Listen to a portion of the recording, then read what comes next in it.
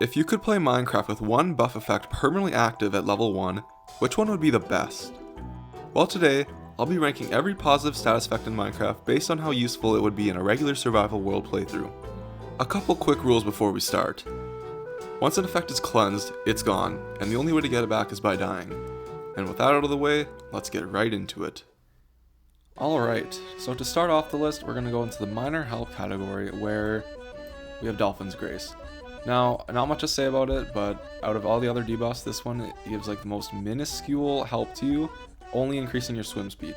So, yeah, this is like the bare minimum you can get. Next up is gonna be a little bit controversial, especially for the new players, but I'll explain. So we have the new effect Nautilus Breath and Water Breathing here.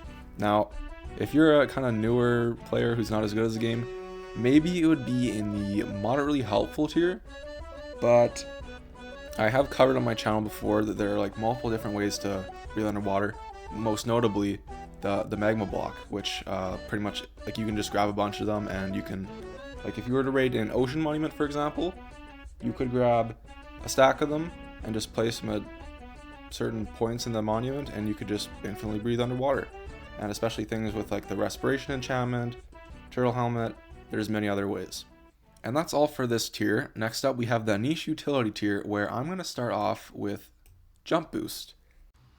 Now when it comes to jump boost as an effect, it is definitely on the weaker end just because at level 1 it only really allows you to jump over like fences and cobblestone walls for example. So it doesn't really change much gameplay wise.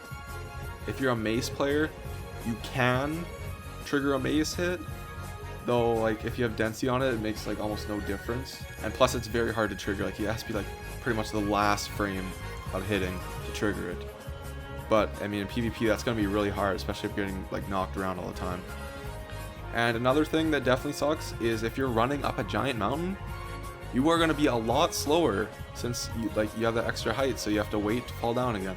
Meanwhile, if you just like if it was a regular jump, you jump, you're on the next block, boom, you keep jumping up the blocks. But with leap boost or jump boost, you jump up a block, oh, it takes a little bit of travel time to fall onto the block, oh, you jump again, oh, it adds up and it's just super annoying. So that's why it's ranked all the way down here. And the effect even gives a 1 block fall damage reduction, which does not add up to much. So yeah, just at the bottom of the list. And next up we have weaving. Now it's two things. First thing is it doubles your speed through webs. Instead of 25% speed, it's 50% speed. Good. But the best part is that if you were to have this and you die, you would drop webs, except for the fact that it's bugged right now and has been bugged for a little bit. However, if you died early game and you got shears, that's easy cobwebs right from the start of the game, so that's why it's ranked better than leaping here. And after that, we have swiftness. Now, swiftness, 20% speed is quite nice. However, it is mostly negated by sprint jumping. Now, for something like the spear that's coming out in, I think, a month or so, this can be helpful, but pretty much everything else, like, you're going to be sprint jumping most of the time, so it's not going to be that noticeable. I mean, maybe if you're strip mining and you made a long tunnel, it could help you, but that's probably the most value you're going to get out of this. So yeah, niche utility is the best. And after that, we have, this is a kind of a weird one, absorption. Just based on the rules I've made for this, the way it works is you start off with it, and then once you lose the HP, it's just kind of gone until you die and reset it, which can be more helpful the better armor you have, but I mean, it's kind of hard to rank it with the rules I gave it, so it kind of has to just go here. And then after that, we have what I would say is more like the middle of the list, night vision. I mean, you can see in the dark. There's not really much else to say. I mean, it can help you kind of see underwater better as well, but other than like seeing better, it does not really change much else gameplay wise. And like even if you're on like Java, this wouldn't really change much because I'm pretty sure there's like a setting called Fulbright where it pretty much just night vision, except you don't have to have the effect. So yeah, this is probably the best it's gonna get. And to end off the niche utility tier, we have slow falling.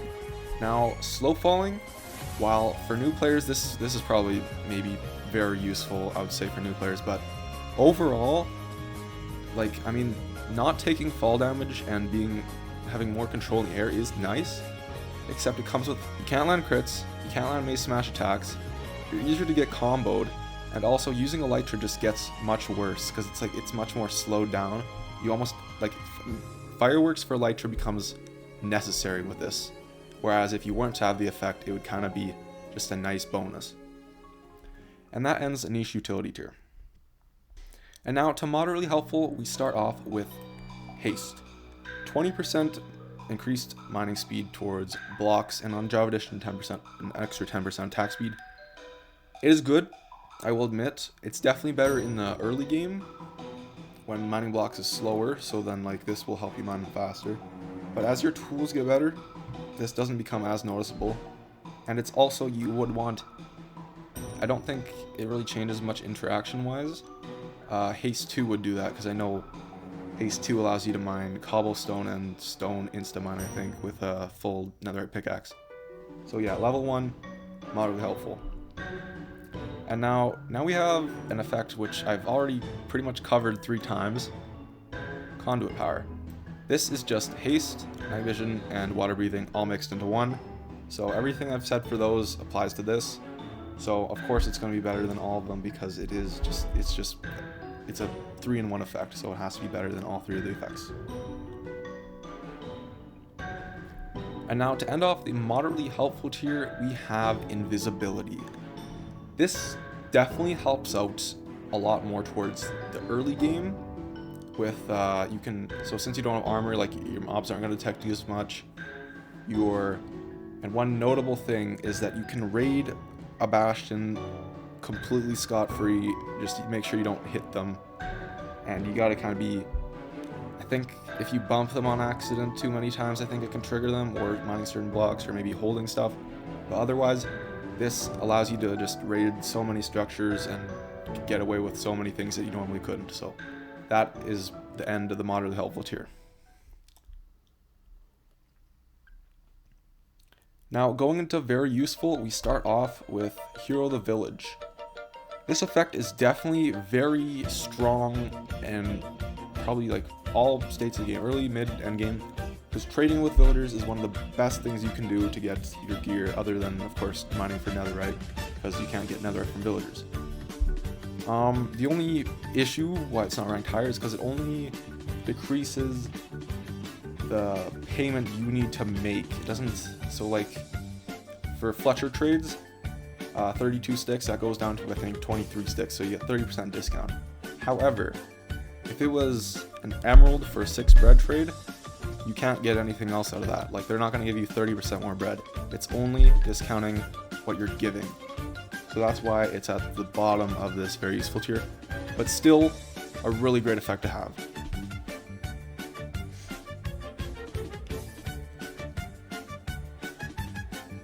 Following that, we have Health Boost.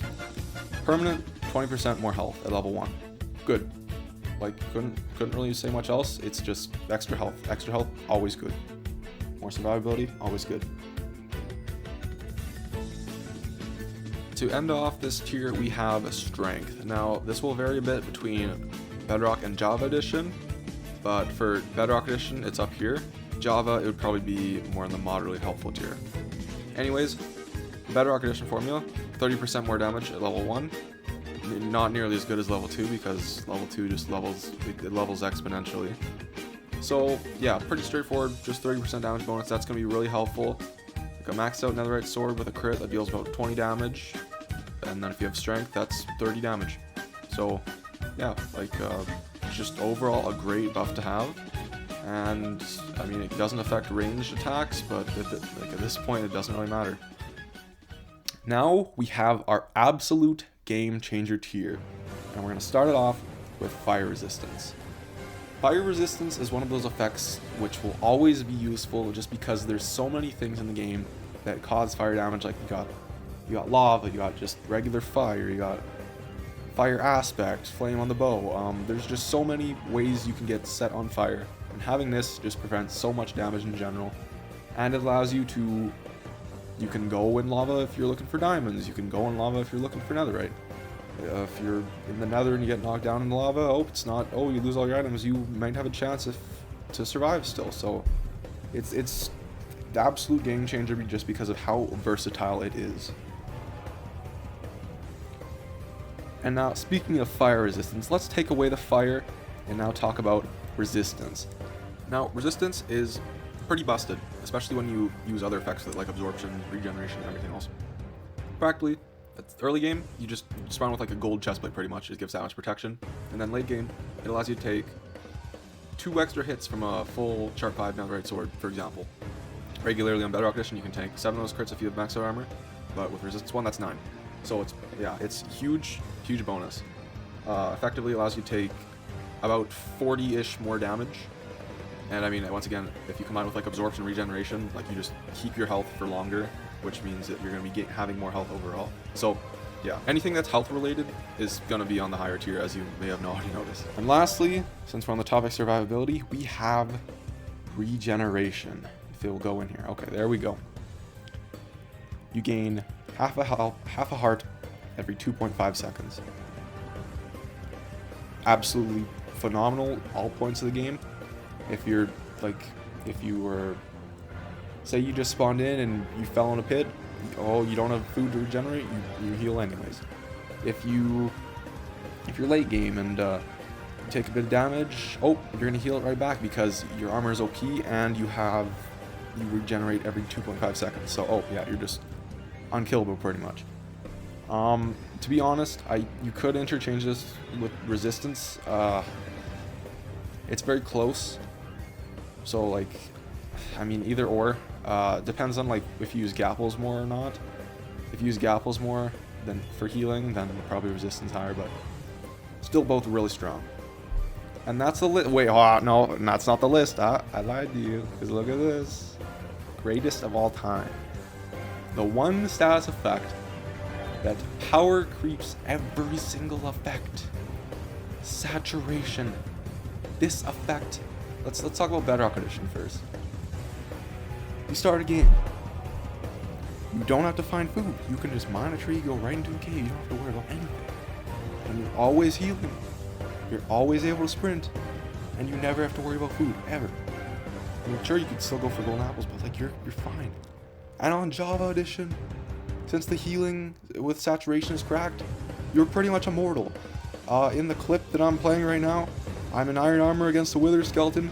I'm getting hit like probably at least 20 times. I'm still alive because this effect is just so freaking broken on Java. Anyways, so yes, this is the entire list.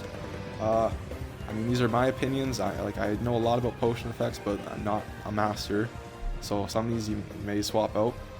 But I mean, leave your opinion in the comments too. I love reading your comments. So definitely do that for me. And yeah, we're gonna go back to the Minecraft me right now. So thank you for checking this out. Thank you all so much for watching. This is my first official long form video, so please tell me what you liked or what I could improve on in the comments. I have another tier list video coming up soon, and after that I should begin making videos on the Y Power realm. Now, see you soon, and have an amazing day.